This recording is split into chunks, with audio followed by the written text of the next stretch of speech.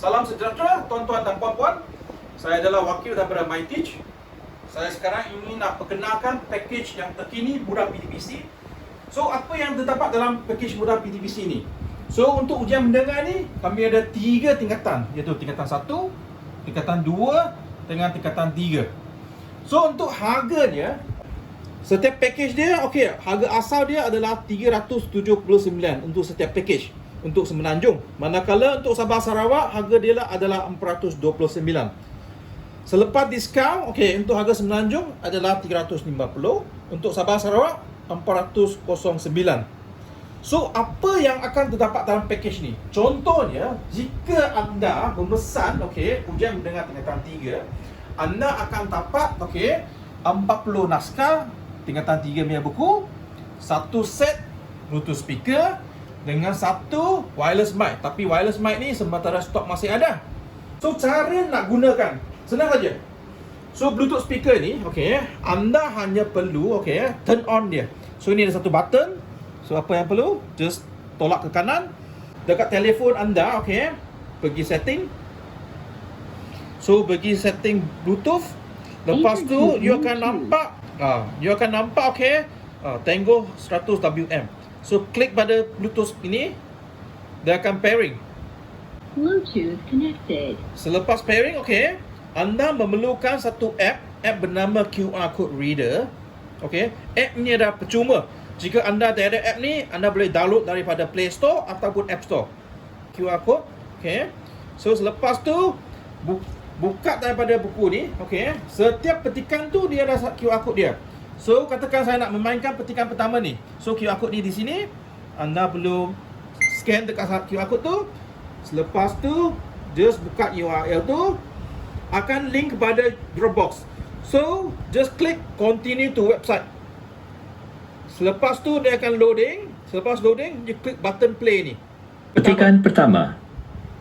Anda diberikan masa selama 20 saat untuk membaca soalan bagi petikan suara dia pertama. memang kuat. Okey, memang cukup untuk satu kelas dengar dia. Okey. So, sini adalah untuk adjustkan suara dia. Okey. Selain pada tu, okey, wireless mic ini anda juga boleh menggunakan, okey, untuk mengajar. Okey, cara nak gunakan wireless mic ni, okey, senang saja. Anda memerlukan, okey, 2 bateri, double A punya bateri, okey. Tapi double A punya bateri kami tak bekalkan, okey. Lepas tu just turn on saja wireless mic ni, okey. Dan anda boleh gunakan wireless mic ni, okey, untuk mengajar dalam kelas. Bila anda menggunakan wireless mic ni, okey, PDPC anda akan berjalan dengan lebih lancar. So, pengguna Bluetooth speaker dengan wireless mic ni, okey, tak semestinya nak gunakan untuk buku mudah PDPC ni. Anda boleh gunakan untuk pengajaran anda masing-masing. Jadi, apa yang terdapat dalam setiap buku mudah PDPC ni? Contohnya, ujian mendengar tingkatan 3, okey. Dalam buku ni ada 3 set ujian mendengar. Set pertama ni dia berdasarkan tema buku teks, okey, tingkatan 3 punya tema buku teks, tema 1 hingga tema 8. So, pada petikan pertama, dia adalah berdasarkan tema buku teks tema 1. Petikan kedua, tema 2. Petikan yang ketiga, tema 3. Keempat, tema 4. Dan dia adalah run on sehingga tema yang ke-8. Selepas tu, set yang kedua. Set kedua tu, dia mula dengan tema 9 hingga tema 16.